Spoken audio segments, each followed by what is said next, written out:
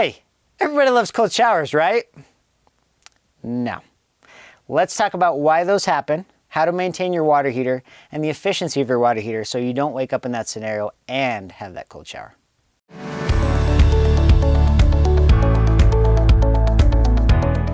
This guy was installed a year ago.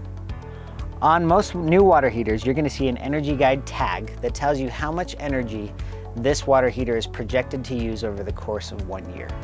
The lower you are on the scale, the more efficient the water heater is. Now with water heaters, there's a little rod inside of the back of here from a maintenance perspective called an anode rod. We're supposed to change that rod roughly every 5 to 6 years. Some people call that a manganese rod. What happens is the hard water or corrosion attacks that rod first. Once it dissolves that rod, it's now going to eat the lining of the tank.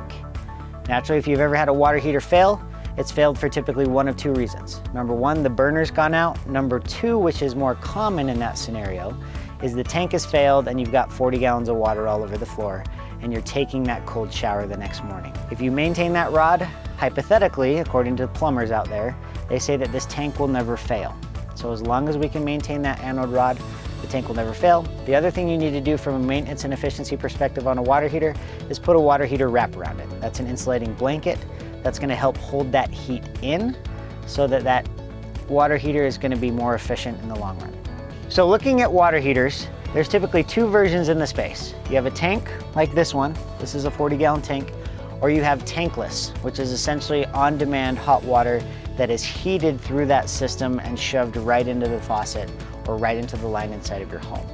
Now, if we think about this logically from a perspective of your vehicle, you're not gonna idle your vehicle for 24 hours a day just so you can drive it for 10 minutes. Unfortunately, that's what this tank is doing. It's maintaining that heat 24 hours a day so that whenever you turn that faucet, there's hot water that's gonna come out. On demand only produces or uses natural gas to produce hot water when you need it. So from an efficiency perspective, a tankless system is going to be much more efficient than a tank like we have here.